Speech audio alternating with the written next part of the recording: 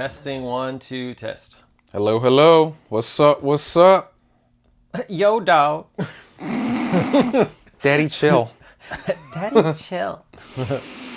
Hi. Okay, so This is it. We're doing this. we're doing this. This is our Welcome. to Digital Quest. Welcome to Digital Quest. Do you want to introduce yourself? Yeah. So my name's Mike, and I am from Pixels. So you can either call me Pixel Mike or just Mike from Pixels, whichever. I'm also Mike. I'm also, I guess, Mike Black Lotus, since I got that YouTube channel up and running.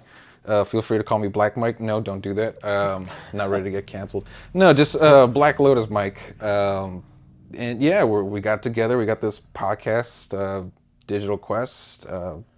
Happy to be here. Thank you for having me. You know. Yeah. Wives are in the other room playing Call of Duty Zombies. So let's talk video games, man. let's talk about. Yeah, so basically this whole podcast is going to be revolving around, our adventures through gaming and our past experiences as well. And just because we're two guys that love video games, and it's not going to be just that. I mean, we'll be revolving around other topics because I know the other Mike loves comics and stuff, and I do. Me as well.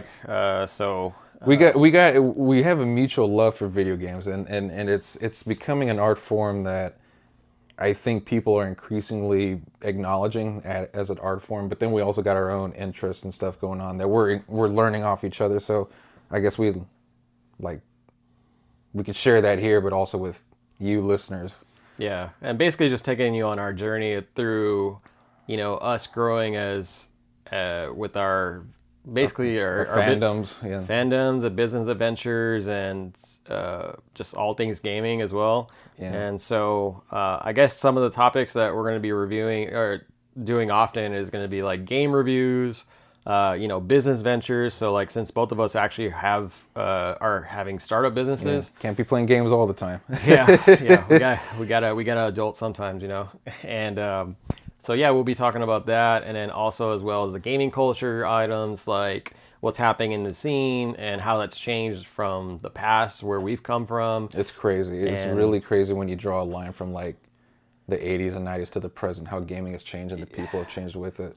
Yeah. It's growing so fast that it's like, I have my speculations on like how it's going to end up turning out to be, but I just hope it doesn't lose its original factor of what what brought people together to want to hang out. I mean, because everything is going like super digital nowadays. Super digital. You're losing your physical copies. Everything's locked behind a battle pass. Yep. Really trying to tie in the consumer to FOMO. Like, if you don't pay $30 now for that special edition battle pass, you're gonna lose it forever. Freaking microtransactions. Oh god. Yeah, it's the hyper consumerism of the modern video game. Yeah. It's you got a couple of games that are keeping the spirit of the true gaming alive, and then you got these big corporations that I feel like are kind of really jeopardizing that. But we don't have to get into that right now. But yeah, there's definitely something that's always going to be something we want to talk about. Yeah. So I guess to start off with, we can just kind of go have like a better introduction of ourselves on what we're all about as individuals, and then from there kind of start dipping into our topics. And so like for this episode, we'll be doing game reviews, business ventures, and gaming culture just from a high level. And and then I think that will be a good start to this episode. That way people kind of get a feel for what we're going to be all about, and hopefully people enjoy the topics that we're talking about. And I mean, we're just leaving it open to whatever we want to talk about at the moment. And that's what it is. We just want it to be natural. We're talking, we're having fun talking, and we want you guys to have fun with this. We want you to join in on this. This is just a natural conversation that, depending on y'all's feedback, we may want to add on to, or for sure, see where we go from there. Yeah, so I guess to introduce myself again, so I am Mike, and I have a startup business called Pixel Game Vault, and so it can be found on Instagram, Instagram, Whatnot, and Facebook at the tag, or is that what people say It's nowadays? tagged at The at symbol Pixels CC. So PIXELS CC. And so what my business is all about is basically having reselling video games, as well as with joining with my wife who does baking, where we want to open up a game slash cafe. So that is some of our business ideas that we have right now, and the way that it's turning out so far, we're kind of growing, and at least my wife's is. So that's good. And hey, yours is growing. yeah, I guess so. Yeah, Yeah, I no, guess. no. I've been on a couple of your whatnots. Yeah, no, you're doing a good job, man. No, you got a hell of an inventory. Holy shit. Yeah, I got like over 900 plus games right now, so and that's even growing. And but yeah, so most of the time I'm always on Whatnot and selling my games. I do have an eBay channel as well, which is also at Pixel CC, but my main presence is on Whatnot so far. And yeah, I've been growing a community there, consistent customers, which is great. I mean, I got to talk about video games with them, and it's really fun. I mean, that's like what I really care about. I love talking about video games with people, because even though I may not be the sharpest person to where like I go in depth to like the lore of things and also like the strategic backgrounds of all these games, and I just talk from more of a high level just because I've grown up from that side. And I get so excited when people can talk the same language as me when it comes to video games. And so also I love learning from people, so that's a part of me. But all in all, that's what I'm all about, and so I'll just pass it to you. All right, so I'm Mother Mike, Black Lotus Mike. I have not got into just I'm Black Mike, I'm Black Mike. No, no. Cancel on the first one. Well, guys, see you in the next one. No, no. The Black Lotus is so I'm not. I don't have as many ventures at the moment as much as other Mike, Pixel Mike at the moment. But having spent a lot of time with him these last couple of months, we've known each other for like it's been pretty quick. Like Yeah, man, it's been a like has it been more than a year now, or is it a little? I want to say it's like around like October-ish. It was October, right? it's like Yeah. Halloween, and then it just quick like you video game lovers and like pop culture, people who respect video games and pop culture, and then like the nitty gritty. It's very easy to tell who's into that, and so we quickly found a friendship there. What really set you apart was when I think we had like a fun run race, right? And then we were talking about, I think it was like Metal Gear Solid. Then you mentioned Hideo Kojima and then Yoko Taro for the Nier games. I'm like, okay, so you do talk about games on a very big overview basis, but you can also get into the nitty gritty. You do know a bit about some of the behind the scenes makings of these games, which is what I'm obsessed about. The Black Lotus, or at least that's the current name, the Black Lotus gaming channel on YouTube. You can find me on there. Currently, I'm going to do streams and then reviews of video games. Reviews, but also more of like reflections. It seems like everyone on YouTube nowadays is doing like a review, so to speak. Everyone wants to give their 2 cents. If I talk about a video game on YouTube, it's because I've already made the decision that I've already put in the time and effort, and I've made the decision that this is worth your time. And my first video is going to be about just kind of a sneak peek about Blade Runner and how about the behind the scenes making of it, the difficulties making it, despite all the legal red tape, how it's a masterpiece. We're going to go into the nitty gritty of the game itself, the philosophies. If you know anything about Blade Runner, the cyberpunk genre, there's always a lot of philosophy, what it means to be human. That game captures it. But then I also go into the mechanics of it, how it's kind of like a roguelike. I'm obsessed with like big picture stuff, but also the nitty gritty. So I guess that's what I have to offer to you all, and what I have to offer to Mike. Yeah, I mean, I guess it's worth pointing out too. Like you're going to be starting a Whatnot stream for. That's true too. Yeah. No, I've taken a lot of hints and a lot of pointers from your shows, and I'm going to be starting. Well, I have started a Whatnot. It's currently Sparkling City Comics and Manga.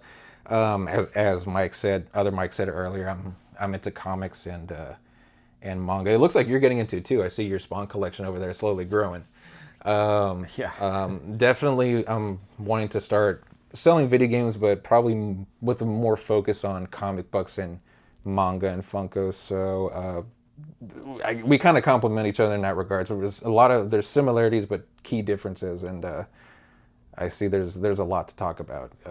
There's no shortage of things to talk about when there's so much similarities, but also enough differences to keep things fresh and original. Yeah, even the comic book scene is very very unique in its own. I mean, you got a lot of stuff that I don't even know about. I mean, It's crazy. There's just like so much more complexity when it comes to like comics, and so like when I hear people talking about it, I think you mentioned a couple of those things the first time we were speaking about that. I'm like, oh man, I didn't realize it got this crazy into it. Yeah. You know, specific issues and then volumes. I mean, me from like whenever I was collecting, it was mainly just, you know, This cover looks nice. Yeah, I'm all about it. Like, that's how it starts. The visual, fever, man. the rage. That's one of the reasons why I love Spawn, man. I mean, like ever since I was, and then this is like I was probably, was it the HBO Spawn that was? Yes, Keith David Spawn. Yeah. Yes. So I when was that, man? Was I eight? Like eight? I want to say that's very late '90s. Yeah, very late '90s. I was probably between 6 and 8, and like I grew up, so like I used to like get on my dad's HBO. And because I was not supposed to be watching HBO, because of course man. I never listened. Even right now, I look at the HBO show. I'm like, how did this get aired? But man, HBO had balls. Yeah, they had balls. But that was all the late night stuff too. But, 1997. Yeah, but that was such a great show. So like that's how I grew up with it. And then obviously the movie came out, and which, I mean, you got mixed reviews with that, but honestly, I really like it. I mean, my biggest thing, and this is I love the whole when they show him in his cape. Like his cape is just all out there and kind of swinging around, and really the CGI. I mean, it was actually pretty good at that time. It's pretty good at the time, and it's not the worst age movie when it comes to CGI. So I know a lot of people got into comics because of Spawn, and because of the movie. So it's like, you know, without condoning or without condoning or condemning, it's like welcome. You know, there's plenty of room for more. Yeah, and when I actually found out that Todd McFarlane had a part in making Venom, because Venom is also one of my favorite comic book characters. Bro, he made him. Yeah, like, I thought, did he co-create him, or did he? So, I mean, the thing about Marvel, and this could be a discussion for another day, but like, when you write for Marvel or DC, automatically you do not own your creation. It's co-created, co-owned by Stan Lee and the powers that be. Oh, okay. So that's why they broke off and made Image Comics, where the key thing is you write under this imprint, but you own the characters that you design. So Todd McFarlane has 100% ownership over Spawn. So that was the key thing. But Venom, he who made this great arch nemesis, this foil to Spider-Man, he will forever be a co-owner or a co-creator. Not even a co-owner, a co-creator. But yeah, no, he still takes responsibility for Venom. And at signings, he will sign for Venom and Spawn. Yeah. So yeah, that's cool. Yeah. So like when I found out that was the case, and because I started making connections, I was like, man, Venom's art style looks almost very similar to Spawn. Yeah, and when I found out later, like honestly, like when I found out later, this is talking about like 3 or 4 years ago. And I was like, holy shit. I was like, he freaking co-created. I was like, that makes so much sense. Yeah. And then literally you have the black suit that sticks onto you. But then it's also like you got the powers of Doctor Strange, you got the eye slits of Spider-Man, you got the flying and the powers of Superman, you got the brooding of Spider-Man, you got every little boy's dream in the 90s. Yeah. And it only got cooler over time. Yeah, and honestly, like one of the things that really attracted me to Spawn, other than him being just looking badass, but like the reason why is he considered an anti-hero? He's absolutely an anti-hero. Right. So anti-hero is basically, he doesn't get more anti-hero than it's not very. So anti-hero is basically the opposite of Captain America, right? Like no goody two shoes. Captain America is I will do good and I will not do bad things in order to do good. Spawn will do bad things for the greater good. That is a very boiled down version of what an anti-hero is. Okay.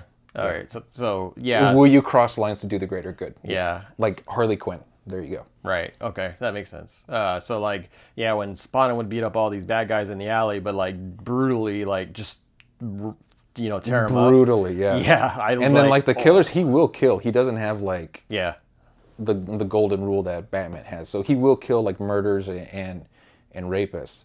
But like those who don't need to die, he will not kill. He will just brutally assault them, right. That's dark justice. Yeah. So That's like 90s justice. Yeah. yeah, yeah, they won't get. It's hard to get away with that nowadays, right? Well, it's even more lax now, the comic book restrictions. So you'll see a lot of stuff like, especially on what I recommended, Hellspawn. Still Todd McFarlane's creation, but it really takes things to a whole nother level. I don't even think I want to say it on the air what that entails. I don't want to get. Well, I think we're explicit.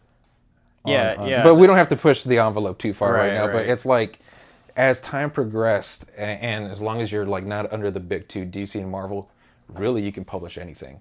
You could publish and depict almost anything nowadays. Wow. Yeah. Todd McFarlane can push the boundaries, which I do appreciate. Yeah, that's great. Well, that's cool. That's interesting to know. All right, so I know we kind of jumped off on a tangent there, talking about This Todd. episode is sponsored by Todd McFarlane. Thanks, Todd. You're the man. Yeah, man. All right, so let's just go into our current experiences, and hopefully that was enough of an introduction for y'all guys. Yeah. What are we playing right now? We are, of course, the topic of the right now is Elden Ring. Elden Ring, Shadow of the Earth Tree. Yeah, Shadow of the Earth. I am on. So I know I started the Shadow of the Earth Tree, and then I'm helping you get through. I want to get through my first game. playthrough. I have a bad tendency to start a game. This is the coolest thing ever. A new game comes out, and then I just put it aside for 2 years. So it's good that you're like, hey man, like I'm gonna help you through. I'm gonna help you through this. So yeah, now I want to do at least one playthrough before I start Shadow of the Earth Tree. I mean, that makes sense. I mean, honestly, it's probably the best approach because it's pretty tough in the Shadow of the Earth Tree, given I've heard, with the whole new update that they just did like yesterday or today, and we'll get into that topic here in a little bit. But I mean, like Elden Ring is honestly. Man, like I love. That's a work of art. It's literally a work of art, and it's probably my favorite Souls game. And that one is a very hard contender with Dark Souls 1, and that one was pretty. Dark Souls 1 and 2. So 2 was very special because, on a side note, I was listening to this new album from Animals as Leaders. It was called the Joy of Motion, and so like that whole entire time when I was playing Dark Souls 2, I was grinding it out, listening to that soundtrack. So that's one of the reasons why Dark Souls 2 it has a special place. Yeah, but Dark Souls 1, like that one was very, very great because they had so many memorable bosses like Ornstein and Schmo, and like having to deal with Gwen, the Lord of Cinder at the very. Oh my God! Like that was the pinnacle of like, man, this game is freaking hard, and it was very. I mean, other than Demon Souls, there was really nothing like it. Yeah. Like Demon Souls was a sleeper. I wouldn't even say it's a sleeper hit. It was like a cult classic. Dark Souls is when the gaming community really was like, I got my ass kicked 100 times. Let's do that again. Yeah. It's like they've now created this. I don't know if you've noticed, but like they might have been doing this before, like with other games. But I feel like when the Dark Souls starting, like when you die in Dark Souls, right, it says you are dead. Yeah. Or you died. Yeah. And it was like died. that very Ring. like zooms, oh, you're dead. Yeah. And you so are dead. now you see like a lot of these other games that are doing the same thing, like kind of mimicking or even the mechanics of when Dark Souls started. Yeah, it created the Souls-like genre. Yeah, the whole entire genre got started, and now like for better or worse. Yeah. Yeah, I mean, I think one of the most recent games that took a little bit about out of that book was Stellar Blade. Stellar Blade. I still need to try that. It's good. Like, I mean, I played it, and the story is not so captivating to me, but the gameplay is pretty cool. Like, it's a Souls feel, but with a little bit more mechanics from like Devil May Cry. Not exactly the freedom of Devil May Cry because you have like the limitations of like. Did you ever play Fallen Order? Star Wars Fallen Order? Yes. Would you say it's akin to that? Oh yeah, definitely. That one took directly out of that book. So yeah. So that's one of those things where it's like, is this kind of like taking a page out of Dark Souls? Yes, it is. Yeah. Is this a bad thing? Absolutely not. No, it's good. It's taught the community and game developers, this is what we want. You can make a difficult game, but as long as you add, good story, collectibles, background, and a chance for us to feel like we've accomplished something, that's it. That's it. That's all you have to do. Yeah, I think that's what I really appreciate about Miyazaki, because like, so side tangent. There's talk about all these layoffs that are going on in the gaming industry, right? It's unfortunate. Because I think a lot of it is because the economy is kind of going to shit, but then also When isn't it? yeah, right. Freaking don't get me started on that. But like AI is starting to come in, and now there are some talks where they're trying to get AI to build a lot like out some of these things, and which I disagree with, because I think AI has its place in certain areas. It's a tool. Definitely. It's a tool, but not to replace what these great artists are doing. Yeah.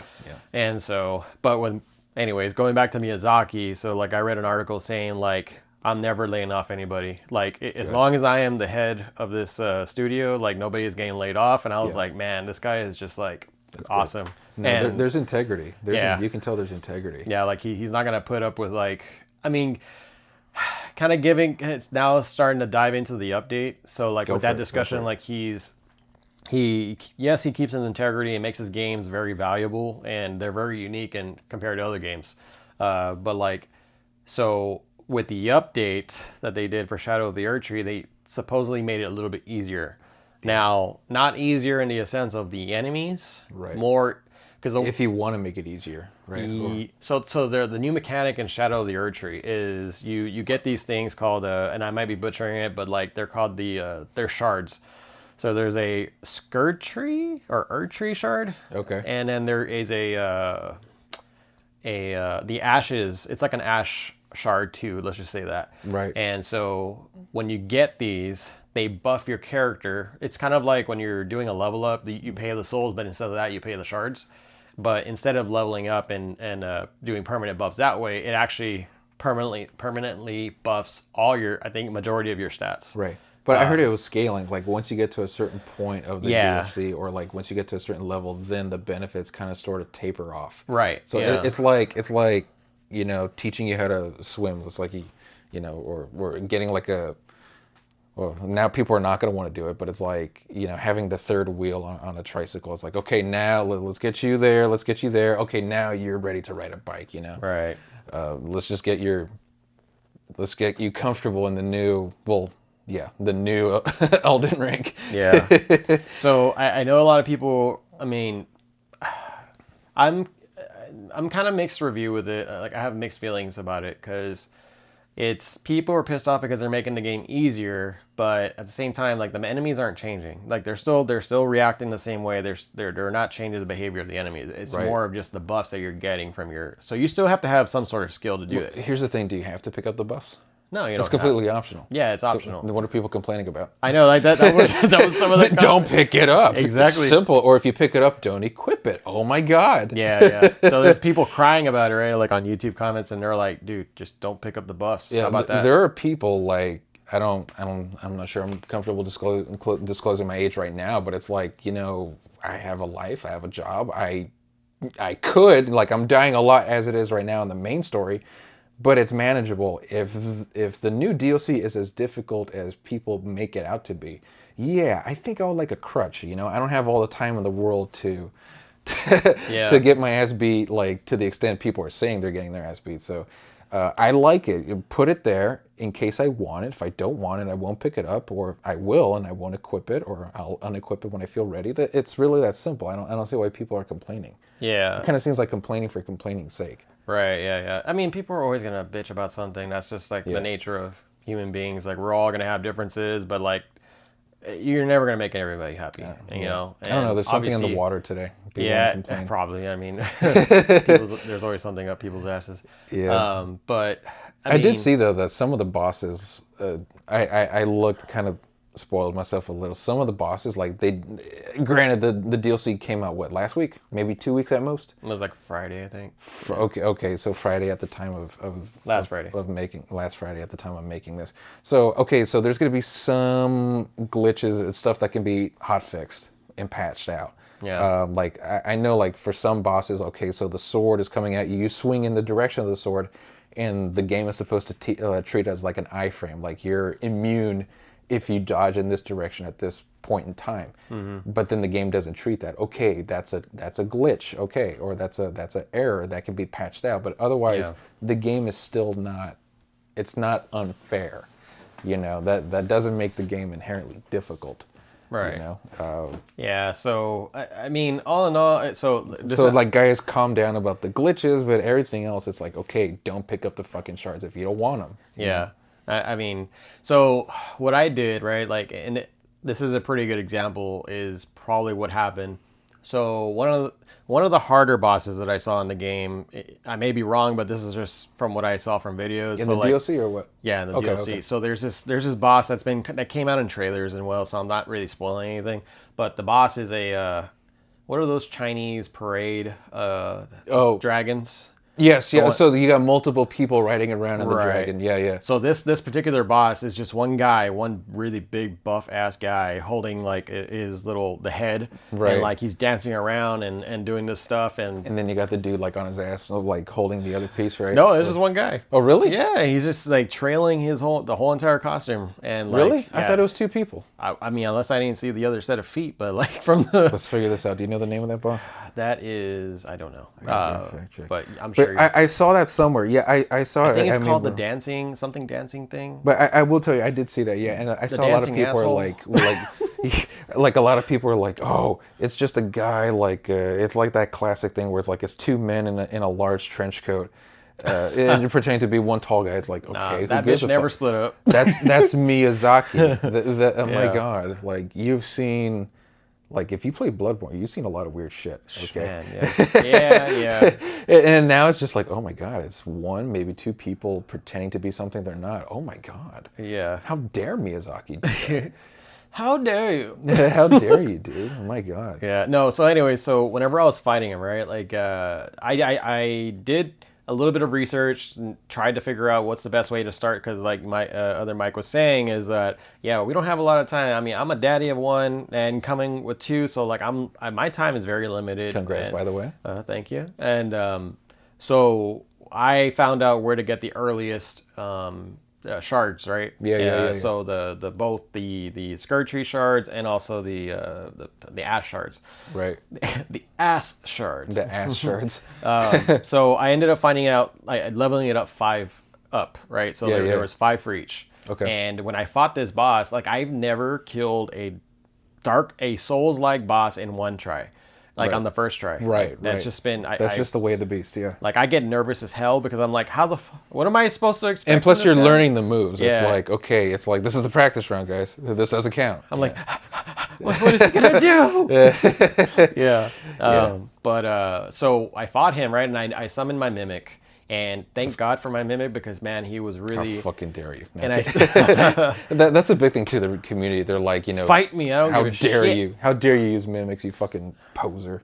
No. Poser? I'm just trying to beat the damn game. It's a tool.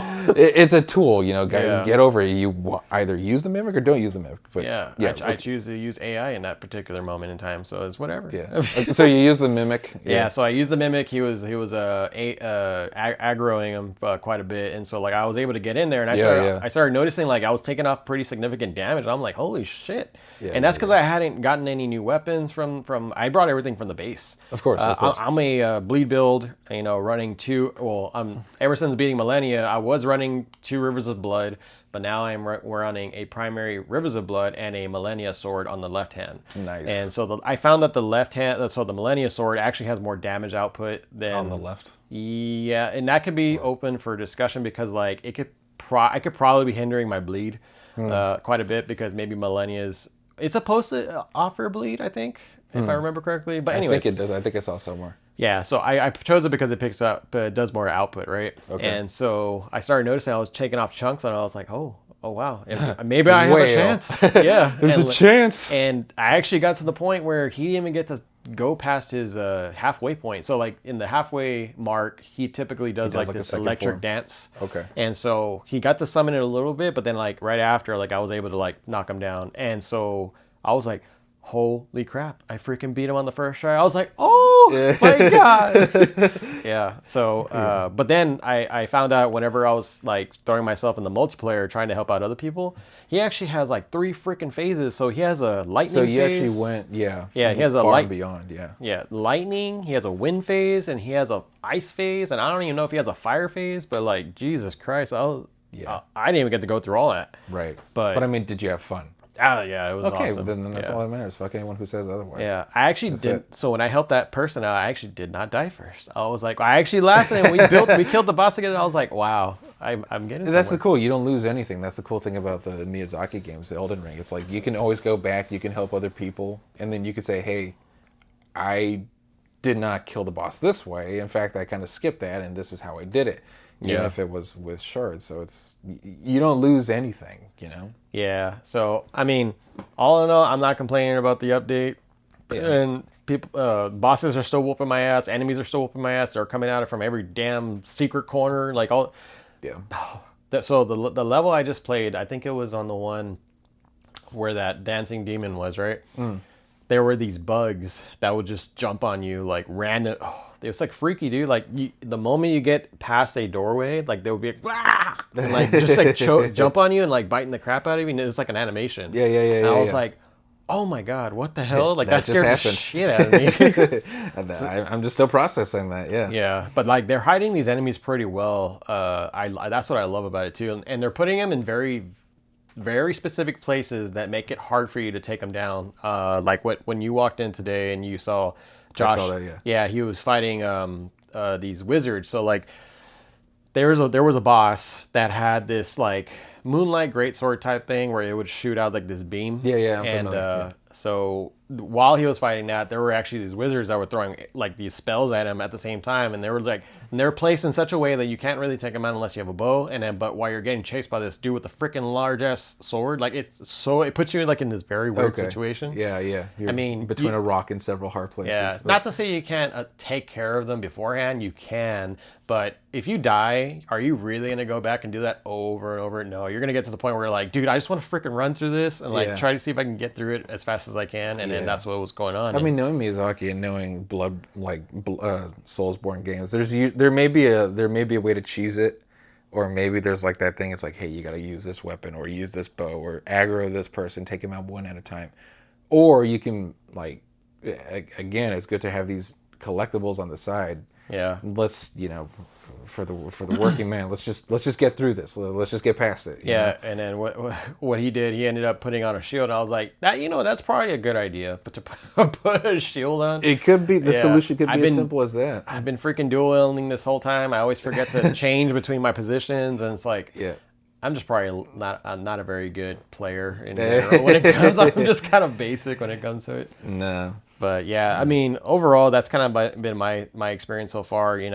Actually going back and playing the base game as well, like with you. Yeah. That's like, I appreciate that, by the way. oh, it's fun, man. Like Yeah. I love going back and just playing like all through the other parts of the story, even though some of them are kind of hard to assist you on because it changes the world. It changes the world. Yeah. I think the difficulty scales, the health bar scales, or I don't know if the health bar scales or the amount of damage they take for like a certain hit. I don't know the right way to say it. I Like think or a higher defense. Yeah. I think that's what happens. Like the And more then their player- damage output definitely goes up. Yeah. Yeah. But yeah, just going back to those areas, like what was the more recent one that we did? Moog. Oh God, Mogwin or Moog. frickin' Moog, dude. Fuck that guy. Jesus Christ. Fuck him. What a big pain in the ass. Fuck that guy. God, it was horrible. I'm glad to hear that is the boss you need to beat to enter the DLC area. I still want to finish the main story, but I can see why that is like the skill check, if you will, to get to the DLC. Like if that DLC is as hard as people are saying, it makes sense that Mogwin will be the gatekeeper, so to speak. And someone did the math. It's like if you look at all the people on Steam, PlayStation, and Xbox, look at the achievement trophy completion rate.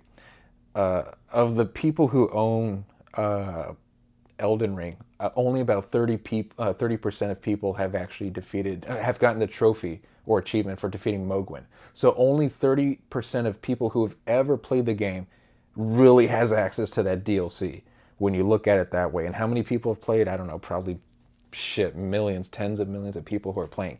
Take 30% of that, and it's like, okay, really, this is realistically how many people can enter that. So it's like, I kind of feel special now. Yeah, yeah. And it fucking, and what it took, I know you and I, we tried them, what, like maybe 15, 20 times to kill Moog.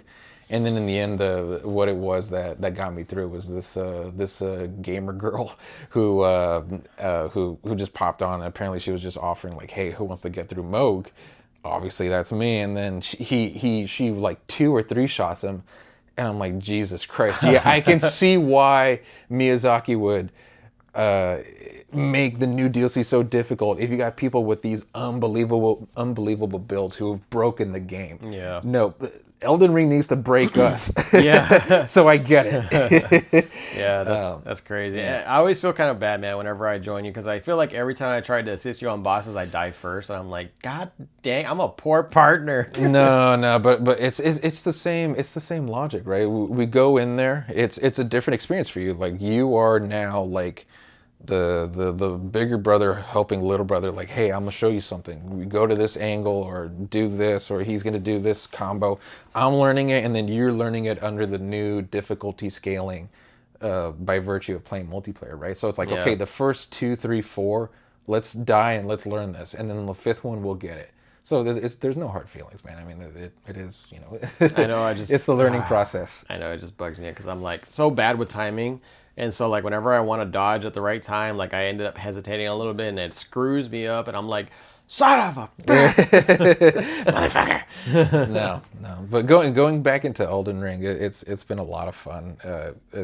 I was saying earlier, Miyazaki, like there's integrity in the work and in the world building. You can tell they took a lot of time building the world, and it's very beautiful. And as much as I would love to watch all these 10-hour story recaps of Elden Ring, I just can't. But what's cool is that the story is just it's etched, literally etched into the walls of the ruins. It's in the people there. It's in the obscure collectibles. If you read the descriptions, it's like you get information of this beautiful world in piecemeal, and I like that. Because that's pretty much what this world is. You come into the world, you don't know nothing about it. Even now, it's like, okay, what's really going on? And you're just getting a little piecemeal. That's life. Yeah, even on top of that, I mean, considering that George R. Martin was, helping out with the storyline, that's just like that helps. Incredibly crazy, dude. Like, I still remember the first time when we get out, when I experienced getting out of the beginning stage of Elden Ring, and you see the whole entire first area, you see the big tree and everything, the Earth tree, and you're like, oh my God, that's I want to go big. to there. I want to go to there. I want to touch it. Yeah. That was the selling point that got me into Elden Ring. This guy, this coworker of mine, he's like, the beautiful thing about Elden Ring is like just pick a place on the map, or just like do a 360, pick a place. You want to go to that place? You can go to that place. And you can walk in a straight lane for like 20 minutes. And you will not reach the edge of the map. Like, that's the cool thing. There is no shortage of things to be found, or secrets to be found, or caves, or dungeons, or what have you. So it's just a beautiful world. I have nothing but good things to say about Elden Ring. So that's been our current experience with that game, and also with another one that we've been playing recently. Considering was it since the announcement, or we were playing a little bit before? I think it was a little bit before, right? Which one, Black Ops? Or Black what are Ops. we talking about? Okay. Yeah. So Call of Duty Black Ops 3. We've been revisiting the zombies campaign, or sorry, the zombies maps, and so. With the announcement of Black Ops 6, which is honestly I'm very excited for. Like, I've never been excited for a Call of Duty game since like Modern Warfare 2, the old Modern Warfare 2, not the newer ones, but the newer ones are kind of bleh. Right. But yeah, so I mean, that's fair. I mean, I would probably defend a couple, but yeah. Modern Warfare 2 was probably my favorite Call of Duty out of that series. It's the best. Yeah, because that's another discussion of its own. But like, yeah, so Black Ops 3, I was talking with you, and that's the reason why I got back into it. So like, whenever I was talking to you about zombies, and you're like, yeah, and then this and this and that, and you can beat it. And I was like, wait, hold up. Like, you can actually beat the damn levels? Yeah. And then you just kind of went, I know you're going to go in a lot of detail there, we'll get into that, but you were like, yeah, these maps, you can actually beat the game and escape it. And I was like, I've been waiting for that the whole entire time, and I thought that you can never escape these levels. For the last 10 years, it's been a thing. So now here I am trying to get back into it, and I'm Yeah. having a blast with it because it's like really fun, and there's so much complexity that I'm like, where have I not? I thought I've seen all the maps, like, and I guess I haven't. So like, the Origins. Origins. Holy crap! We still need to finish that. By the way, Dude, we've gotten not even to the halfway point, right? we're barely we're really in the preparation. Oh my We're in the God. preparation phase. You got to get these elemental staffs, and like we're so close. Though we're so close. We've actually picked up all the pieces for your staff, the fire staff. Jesus. We just haven't assembled yet. So wait, like, do you have to assemble the staffs all at a time, or do you just do one and then that's it? It's hard to explain. I don't want to take up too much time. But you can take some things out of order as long as you do it by like a certain part of the Easter egg. But one thing I like to do, at least by like round 7-ish, 8, between 7 and 10, preferably the earlier the better. Get the elemental staffs, because that's when you get the bosses, like the Panzer dudes, the armored dudes, Right. with the hooks and the flamethrowers. They're annoying more than anything. Very beatable, but annoying. But if you have the flame stick, just shoot once, twice, 3 times. Okay, they're dead.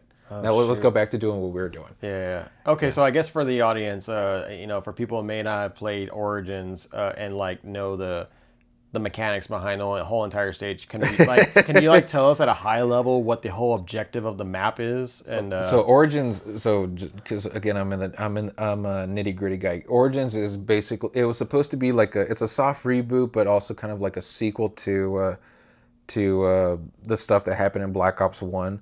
So it was kind of like restart everything, and that's kind of important because it takes the story. It takes us, the players, back to World War I, France, and the objective of the story is to basically free this girl who's stuck in a higher dimension. Again, this could be a whole separate discussion. Yeah. But so she's stuck in she's stuck in a higher dimension, and we got to free her using the past versions of the players that of the characters we've been playing as this whole time. Have I lost you yet? No. So the mechanics are to do that, you have to like activate these generators around the map. To do that, you got to kill these ancient like Templar zombies. Okay, have I lost you yet? Now, okay, how about this? You gotta open all the areas of the map. You gotta build these staffs made out of the key elements of the universe: earth, fire. Wind, fire, wind, and ice. And then you got to upgrade them, and then you got to play with music, because there's like a music theory as to how the universe works. It's so crazy, man. Oh my God. and then finally, like you gotta. Oh yeah, and then the girl's dad is a dismembered head, but his head still has his consciousness, and he helps you. It is really all over the place, man. But it's that's one of the things I like about zombies, and it made me happy when you said like, hey, like, are you interested in Black Ops 6? Black Ops 6? Hell yeah! Like, zombies is what's really keeping me invested in Call of Duty right now. Modern Warfare 2 was the peak, and we could talk about it another day more in depth, but I do think I agree with you. Modern Warfare 2 was peak Call of Duty, but what kept me hanging on was zombies. And I just got done playing Modern Warfare 3 Zombies when you sent me that text, I think, and I'm like, okay, I think we're on the same wavelength here. So that is what prompted us, I think, to go to Black Ops 3 and show you that you can, in fact, escape these maps. Yeah, you were like, I was like Jasmine, you were like Aladdin, you're like, a whole new world. Already then. Yeah. And so then we even got our other friend trying to play with us. So, hopefully 3 people can help us get through the dang map, man. It would help. It would absolutely help. Oh, it's freaking, it's a monster. It would absolutely help. But yeah, I mean, that could probably be like an episode of its own, just talking about blops and going behind the lore of things, because I mean that would probably be something for me to learn. That would be a multi-episode thing, right? I'd probably have to take some notes, man. It's across, like, literally, it they never say the term multiverse, but it involves a multiverse, and I get lost every now and Yeah. then too. And then there was a reboot of that universe that's still continuing. It's that would take some time, but yeah, I'd be happy to talk about that. Yeah. I mean, I don't know how I feel, and this is kind of like a little micro segment, but like multiverses. Holy crap, I was man, gonna dude! say Like, earlier, the concept of multiverse is once the general public got wind of what a multiverse was, that made comics like explode. Now people are getting into comics because of that. Because now it's like, okay, I want to get into what's happening now, but if there's side stories and stuff, what ifs, okay, that's cool. I don't have to follow what's currently happening. I could just go into this one shot or whatever, and I can learn about the character that way. So there's some, yeah, I'll tell you right now, there's some benefits to it, but it's kind of being it's a dead horse that's being beaten right now. yeah, but like heavily, like Heavily super heavy. beaten. I Yeah. mean, so much that even games are starting to do it, and Games, even shows are starting to do it. shows, Holy crap. retroactively. Jesus, like I mean, I understand, like it's cool because it reignites the flame in some of these franchises. All of a sudden, everything is important. Yeah, and so I understand it from that perspective, but whenever it's coming down to like consistently doing over and over again, there's gonna be a burnout. There's a Yeah. burnout. I mean, there's already currently a burnout going on. I There mean, is. yeah, I feel like Marvel is really, at least the movies, the movie franchise right now, and the arc that they're doing with King the Conqueror. Once they finish that, like, because with Thanos, like Thanos was like the perfect story. It was It was the perfect. perfect A lot of arc and direction, everything, and yeah. then that I was like, how are they gonna up the game on this? I've never read the comics of the Secret Wars and all that stuff with King the Conqueror, so like, he's Time not, to read up. Yeah. Time to read up. Yeah. That's good stuff. Yeah, basically. And so, but now this whole multiverse stuff is happening, which was cool from the beginning. And I'm just like, okay, how long are they going to keep beating into this? Because whenever I think of things now, it's like, oh, well, it's just that there's another multiverse that can be doing something different. And Yeah. so it kind of kills the vibe of things now. The bad thing about multiverses is that, well, it's a good and a bad thing in that everything is relevant. Okay. Everything, a movie that came out 10 years ago is now relevant all of a sudden. Okay. But now that just increased the reading list, if you will, for a newcomer. If your child right now or the child that you're about to have wants to get into Marvel, where do you start? Iron Man 1, 2008, 2009? I think it's 2008. Or do you start them off basically at the end of Endgame? Because right there in of itself is a new saga, right? That's like 20 movies we just skipped over. Okay, and then now we got how many movies right now? Almost, I would say almost too many. Yeah, And then so- all the TV shows, and then the ancillary material and reading material. It's like wow, that just increased my reading load significantly. Yeah. So, I mean, And then there's also loss of consequences. Okay, you lose this character, but hey, guess what? He or she survived in this universe, and we just brought her in. yeah, yeah. So it's like, So there's a loss of okay. consequences. So nobody ever dies. It's time travel, basically. Yeah. Yeah. And so anyway, so that's the micro segment on my thoughts on this whole multiverse. You know, do you like it? Do you hate it? I don't know. Y'all let us know what y'all think. But so going on to the next topic that we wanted to touch on is, our business ventures. And so with that being said, we could just start off with, with our Whatnot, right? Yeah. I mean, Whatnot as a platform has been, if people that don't know, Whatnot is a place where you can basically have live auctions for selling your inventory. It ranges from different genres, so it could be from comics to video games to shoes to shirts, Common household jewelry. items. Like it's basically like a flea market, a live auction flea market if you think about it. Right. And it's also community based, so it's like a Facebook, but for selling. Yeah. You got a lot of awesome people on there that are willing to help you out, and like ourselves here, other Mike is doing his comics. He's going to be starting soon, which is pretty awesome. I can't wait to see that episode. And also with me myself doing the video games, hoping that would aid my business for the future whenever I want to open up a storefront. And there's a lot of things that I'm learning when it comes to reselling, because I have a very brief history on retail experience. I mean, I used to work at Target and Best Buy, and that was obviously whenever I was in college, like my early Right. college years, right out of high school, and I learned a couple of things there. But opening up your own business is a beast of its own because I mean, like we were talking about earlier, the economy is definitely it makes it challenging for you to even survive, and so it takes a lot of efforts and having that unique drive to want to do the thing that you want to do. Yeah. And so with us having it on Whatnot, that's actually a good avenue to not have to really fork over a lot of expenses for. I mean, other aside from getting it inventory and making it available for your customers. You're making it look easy, by the way. I just want to say. You're making it look easy. Yeah. So basically, like to kind of illustrate how my wall looks, like I have two bookshelves full of games, right? And these are games that I've been collecting. Hold on. Okay. So Yeah, no, these are games. Sorry, I was checking. I thought we lost audio there. No, not midway. Right back at it. Okay, right back at it again. Yeah, you got a wall. You got Yeah. a beautiful wall of games here. Yeah, wall of games where from a far view it doesn't look like a lot, but then when I counted it up, it's actually more than 900, almost 1,000 games. And I was like, holy crap! That's fucking crazy. I did not realize It doesn't look like 1,000 games. It doesn't, dude. And so That's crazy. Yeah. So when you say I make it look easy, that's just me collecting for over the years. Like this is exactly how it looked when I first started, but I just been restocking my inventory, Of so course, it doesn't of look course. like it's really changing as much.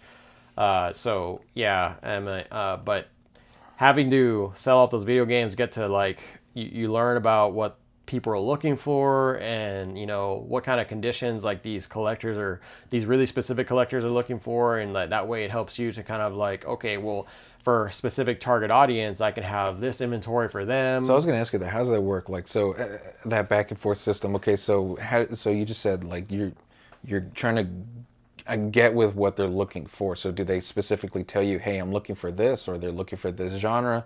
Like, how does that factor into what you're looking for? Yeah. And so that's actually one of my primary motives is like I like to provide the best customer service, as much as possible, right? And so what's the best value I can give the people? Obviously, they to make them interested in my stuff, like what am I going to do to bring them in all the time? And so whenever I'm talking with them in my streams, I offer, like, hey, if y'all guys are looking for anything in specific, sometimes it comes down to people just saying like, hey, do you have this game? Do you have this game? And if I get multiple people saying like, hey, I'm looking for Nightmare Before Christmas on Xbox or PS2. Maybe I need to look for Nightmare exactly. Before Christmas for the PS2. Yeah, so that's one way. Like I'll keep notes that way, but then also like I'll let people know, good. like, Yeah. hey, if y'all, I also source for y'all guys. Like there was a guy looking for Jaguar games, and so he was like, yeah, I've been trying to look for these Jaguar games, and I just can't find them. I was like, actually, at this other game store that I was at recently in town, like they actually have some Jaguar games. Maybe when I get over there, I'll message you and be like, hey, do you have these games? And if not, I'll pick them up for you. Damn. And so like stuff like that. And so that's how close knit the community can be. Yep. Like you just like, hey, what do you want? I got you, and then y'all, I'm sure, come to a reasonable price too. Right. Yeah. I mean, that's just what I do. Not a lot of other people are willing to stick their neck out that much, but I mean, but it helps. I mean, it certainly helps. To yeah. I mean, if someone like that's customer service right there. Right. Like if I was in their shoes and I was looking for a game, me personally, I don't beg for stuff. So like if someone were to say like, hey, I found this game for you, I'm like, you're awesome. Like that's awesome. Like let me grab it for you if I can. But the community aspect that I was mentioning earlier is like, so I guess this is kind of with anything. Like this is kind of a rule of thumb when it comes to doing something that you really love, right? You're always going to make friends and you're always going to make enemies with what you're doing. So the friends that you make is that if you're consistently doing it over and over and over, you're going to end up finding people that are liking your material. They're going to get closer to you. Of course. And then that becomes like your basis. Like those are your customers that are going to be consistent. Yeah. And that's kind of like what I've been building. And then also you got the other sellers that are also doing the same thing that I'm doing, but we're not, I mean, we're competitors, right? But like, we're not, it's friendly. It's friendly competing. So competing. So like one guy is like strictly into Super Nintendo, right? Like my whole entire library is like a buy it now store inside the Whatnot stream. So like people can come in, look at all the games, and pick out whatever they want. Other people are more niche. Like I just strictly do Super Nintendo, or I just do strictly Nintendo 64. Everyone has their place, so to speak. Yeah. So like those people, they're like, I have games that they might not have, and they're like, hey, will you be willing to let that go if I or do a trade or something? And I'd be like, yeah, that's fine. Like I'm down. You know, like just let me know what you can do, and let's work something out. I got So and then once you find from there, you find that people start building relationships with you, that they trust you, and then you start that following just starts growing and growing, and it like can that. only grow more as like long as your intentions are great. And you're not looking to screw people over. You know, there's a lot of people on there that are like trying to make a quick buck, and they freaking screw people over. Like, Yeah. and I know how to sniff them out. And like now, after I fell in a couple of those pits, and I'm like, yeah, I'm not doing it anymore. Yeah, learned my lesson. Yeah, that's what I like the most is the community aspect. Just I've been spending the last like month or two, as you know, just looking. I want to learn. I like hitting the ground running and not overstaying my welcome. And I've noticed how close knit the community can be, both in terms of video games and comic books. And I've noticed there was one user. I wish I knew his name so I can give him a proper shout out. But he comes out very frequently, and then one day he's like, "Hey guys, like I have nothing to sell. I just want to talk with you guys." And then he had like a Nintendo Switch out, or no, not a Nintendo Switch. I'd like to do that, just have it there and have like my inventory there. But he was playing like on the Xbox. I think it was Baldur's Gate, and people were they were just commuting back and forth, and he's like, "Not right now, but tomorrow I'll be on properly selling stuff, but let's just talk right now." And that's just like, I'm like, wow, that's how informal this whole process can be. And certainly the building of the relationships there is going to help you land the sale. But also, like, it's not just as cold as that. It's also like, let's, it can be friendly, there can be a relationship there between the buyer and the seller. So that's what I kind of like too. And I in making my own shop, I like to have a following like that and a rapport like that. I think that's healthy. It's conducive, and it's going to make me want to come back and continue doing this once I get started. So yeah, and that's a good point, is because so whenever people are buying from me, right? Like I'm very straightforward and honest, like if a game is not in the best condition ever, I'll be like, hey, this game is not in the best condition ever. And then people are like, okay, well, thanks for telling me. And with me having a buy it now store, people can kind of go in, buy it, and get out, right? So the one thing I always instruct is because they're not actually seeing the game. Like some of my things don't have pictures on them, and Right. like I tell people beforehand, like, hey, let me know what game you want to look at first before you buy, because I want to make sure you're buying something that you're happy with, And so there was this one time when a guy bought a game that didn't have a manual, and a lot of people just care about having complete games. And I've noticed that. Yeah, and so this person was like, he just bought it and got out, and then I was like, hey, let me show off this game for you. Are you still here? And he was like, yeah, I'm still here. And I was like, well, this is what the game looks like, and let me make sure that you're happy with what's going on with this. And then he was like, well, I appreciate you showing me. And not a lot of people do that. Like they're just kind of like, oh, he buys it, all right, he bought it, that's it. And I'm like, that's okay. I mean, that's not really good customer service. I mean, you want to make sure that people are happy with their purchases. Right. I mean, yeah, sure, you got people like me that, people, I used to have people calling me deep pockets, because Deep pockets. yes, because I would always go in there and buy a crap ton of things, and they thought like I had a lot of money, but it's like, no, I'm just using a credit card, dude. Like, I mean, that you could think of that as a lot of money, but it's really not. Like, I'm having to pay it off. Yeah, dude. you still have to. You're still accountable for all that. Yeah, and so that was kind of a reputation under my old name, because before I was Pixels, I was Guitar Mike 42, and so people were always like, "Oh, Guitar Mike, this and blah blah blah blah." Yeah, Mr. Moneybags. Yeah, that's how people always do me. They're all like, "Oh, Deep Pockets here." I'm like, "Shut the hell!" I'm like, "God damn it." Okay, let the haters hate. Yeah, it's whatever. But yeah, I mean, like just being straightforward with your audience, and then that's what really matters the most, because they appreciate you for doing that. And so that's one thing I would note on there. Like the guy, so I know I just bought a bunch of Spawn comics from this one guy that was in my show, because and I know which one you're referring to. Yeah. So he was supporting my show, buying a bunch of games, and then I made a fault on my end, but with calculations, and this is, we all mess up. And so what I did is I what I do in my show is like if you buy 3 or more games, I do a markdown on each of those games. Oh, nice, cool. Like so, if you buy 3 games that are worth like $10, I'll sell them at $8 each. Or if you buy them at like 20, so on, You bundle, you Right. incentivize buying multiple. Yeah. So he bought 5 games for me, and I had to manually calculate them individually and sell them individually because if I sell it as a bundle, it hurts my numbers. Right. At least for right now, because with Whatnot, you have to get to 1,000 sales to be able to get this status that helps you with getting paid a lot earlier. I saw that. A lot of people are trying to reach that status, and I'm almost there. And so a lot of mess ups that I did in the beginning was I was selling as bundles, and I was screwing myself over. Yeah. So with this particular sale, he bought 5 games, and I was trying to mark them down, and I miscalculated by like $2. Oh, wow. Or by like it was $3 at $3, and he was like, "Oh, I overpaid $3," and I was like, "Oh man, I'm sorry. Let me see if I can make up for that." And he was like, "No, don't worry about it. Don't worry about it." And he took off, and like he didn't take it personally. Right. And I told him, I was like, "I'll get you back," and he was like, "No, you don't need to worry about it."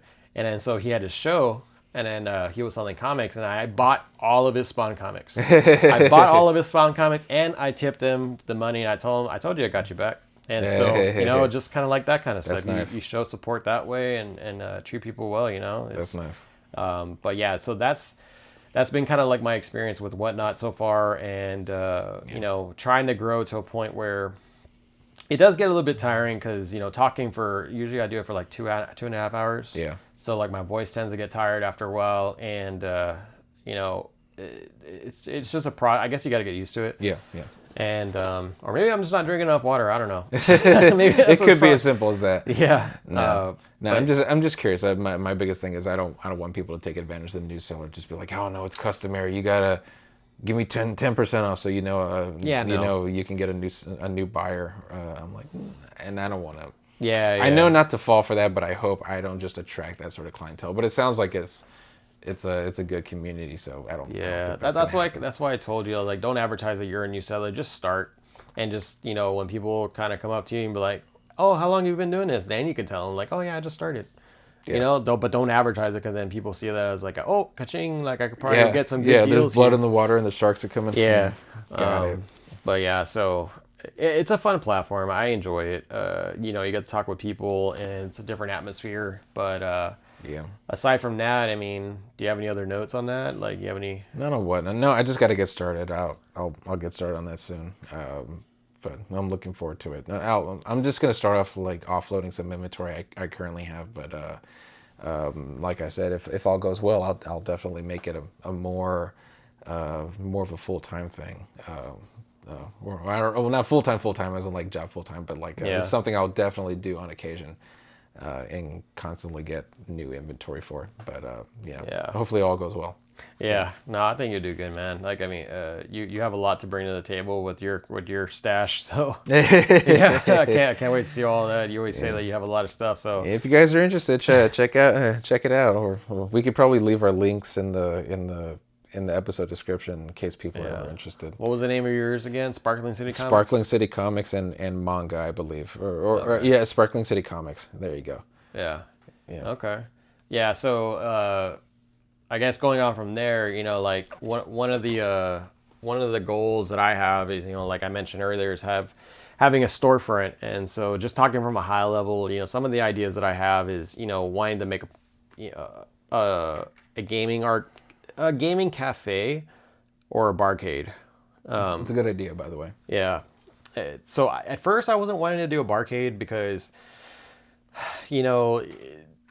when I was younger, I always used to go to the bar quite a bit with friends, and I never really liked the atmosphere of that type of bar where like people are just getting drunk all the time and then getting stupid, right? Yeah, but it gets old pretty quickly. Yeah, but with the gaming scene, it's different because when people are playing games, they're having fun. It's a different kind of atmosphere that I've seen, particularly because there is a place that does it here where they're not necessarily selling beer, but you could it's a BYOB after, as long as everyone's good and everyone's being safe about it. Cool. But I mean, people do it responsibly. I mean, they just want to hang out and just play games. Cool. That's it.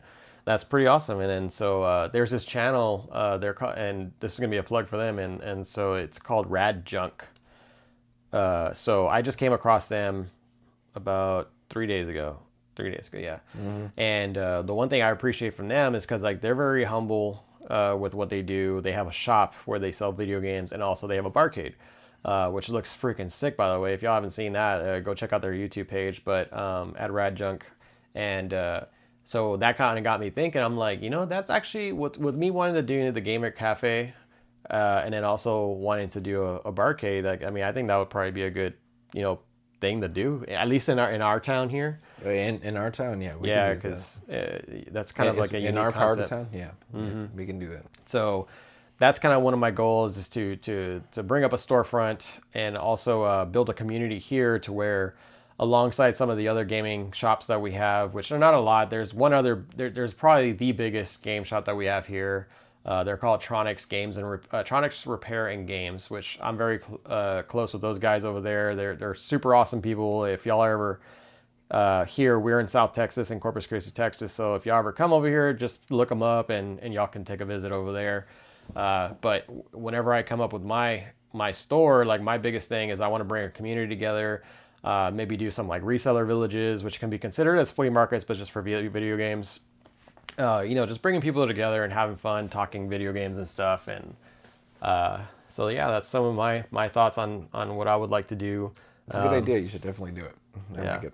And just kind of happy to, I love the feeling that you get when you really build those connections with people, and like you were mentioning earlier, like when we first met, and when it first clicked, like, because honestly I didn't, you'll know instantly. I'm very introverted at times. Whenever like I'm kind of I'm like a hermit, respective to my own like little zone. Same. And then when we did that race, which this is all for y'all to know, like this is how me and other Mike first met. Like we were Black Mike. Black Mike. No. Yeah.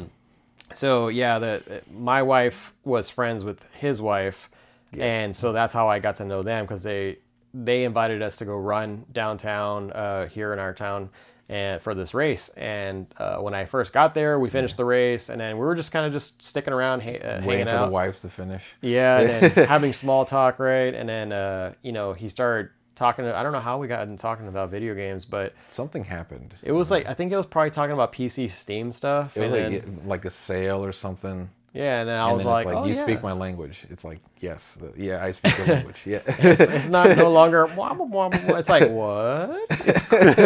Oh, nice. Yeah, and you can actually go toe to toe with what I know. That's cool. Yeah. And you started talking about Metal Gear, and I started talking about Psycho Mantis and all that kind of stuff, and you were like, and it just clicked with both of us. I'm like, oh my god, where have you been? You know what you're talking about. Yeah. Yeah. So, but like, all in all, that connection, like that kind of thing. You want to keep on fostering those. Yeah, like those are the real heartwarming ones they're really valuable and very hard to find.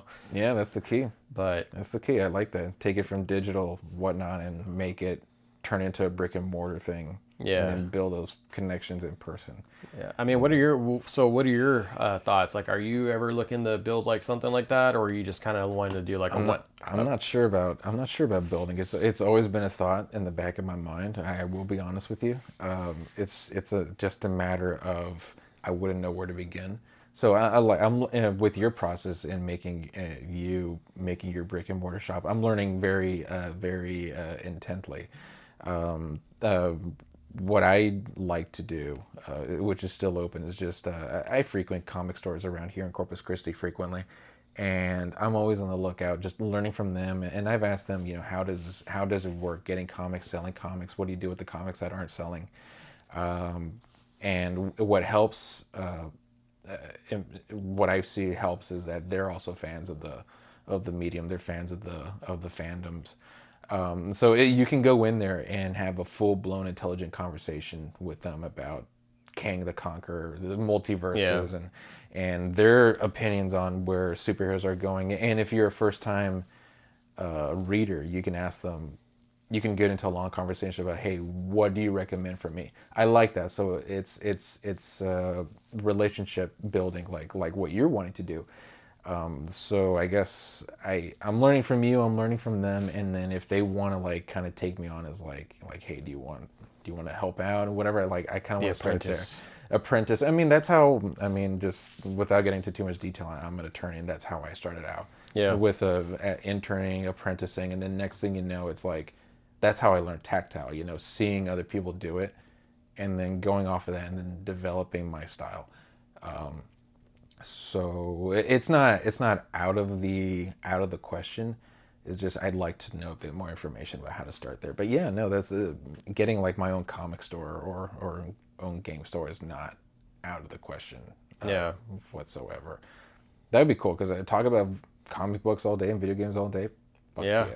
Yeah, I know, right? Yeah. That's the life. That's the life right there. One would just hope that after a whole day of talking about that kind of stuff, we come home and we don't want to play games anymore. It's just like, let me just take a break from games, man. Oh, I mean, I should hope not. I'd like to yeah. like talk games, and then when I get home, let's play them, or Yeah. or let's talk comic book heroes, and then at the end, let's go catch a movie at the Alamo Draft House or the Cinemark, and like that's the thing. If it's something you love, it's not a job, right? It's something you love, right? And that I think that's the key for everyone. That is the American dream, and I'd like that one day. Yeah. Well, we'll see. We'll see how that goes. But I think this is definitely like a good starting point for all that kind of stuff, and like definitely it's kind of cool to kind of go on the same journey together, to like learn from each other, and Yeah. like I said, like I do things from a high level, you do things from a more deep technical level, and which I have to as an attorney. I have to. Yeah. I have to. The nitty gritty, the fine print. I have to. I'm obsessed with it. Context is everything. Yeah. Yeah. No. Yeah. I agree. Yeah. But I think those two halves go well together, and so I'm kind of eager to see how those things are going to turn out in the future. But Yeah, man. yeah, it's very exciting. So I think we've touched quite a bit. I think this is a pretty good start to the podcast, and I think hopefully y'all enjoyed us rambling on and on about just random topics, and hopefully we didn't kind of stray off too much from the path and get sidetracked, because I think both of us do have a little bit of ADHD. Well, I have quite a bit actually, like a properly. I got a fair amount of the tism. Yeah, it's okay. So it's like squirrel, squirrel, multiverse, Yeah. Elden Ring. It's all relevant. It's not too irrelevant, Yeah. And this is just banter. It's good talk, And if you want more like this, or if you want us to delve more into a particular topic, just let us know, Yeah, so I think where it's going to go from here, we'll probably still be doing the same concept, like talking about games that we're playing right now, and then also the one thing that we didn't really, gaming culture, talking about like updates and, news that just, got published. Yeah. Even talking about retro stuff, like, stuff that happened in also like today in gaming, like 10 years ago kind of things. Start to dive into those type of realms. But I mean, honestly, any feedback y'all have for us, and hopefully we did a good job, and we'll hopefully be. I don't know how often we're going to be doing this, but we'll probably be. We'll find our rhythm. But the key things we wanted to get out there, we've been talking about this for quite some time. It did just come out of nowhere, like, hey, I want to do it, and it's like turns out you wanted to do it, I wanted to do it, so let's just get out there. Let's just get our voices heard, and if we like this, we're going to continue doing this, and we'll find our rhythm. We'll find our cadence, and then just have fun. I'm having fun right now, It's just basically like just us getting in a round table together and just talking shop, like just without being on camera or on live or anything. This is typical comic book store talk. Yeah. By the way. This is good. Like this is indicative of that. So if you like more of this, stop by, listen to us, when we see a new episode. I think eventually also we'll be adding video to this, and so right now it'll be audio only. I mean, because unfortunately we don't have the proper resources for those video. We're not too far away. Not too far away. Not too far away. But we're just trying to see how it's gonna go with the audio first, and then we'll break into the video so we can show y'all our beautiful faces. Yeah, from humble beginnings. Big things start small. So let's start small. Yeah. So, do you have anything else? No. I'm just happy y'all listened. If you made it this far into the podcast, I appreciate you. Like we said, we have a presence on Whatnot. I'm getting one on YouTube, and things are happening. So just stay tuned and check the description for any links that we attach down there. Yeah. So hope y'all enjoyed it once again, and we look forward to having y'all embark on the journey with us. So. Yeah. Hope y'all have a great night or day, whenever you're choosing to listen to this. Whatever the fuck it is. Whatever the fuck it is. But all right, Yeah. this is it for the podcast. Thank you for joining the digital quest. He's Black Mike. I'm Black Lotus Mike. Black Mike. And That's Pixel Mike. All right, peace, guys. Take it easy. All right, bye-bye.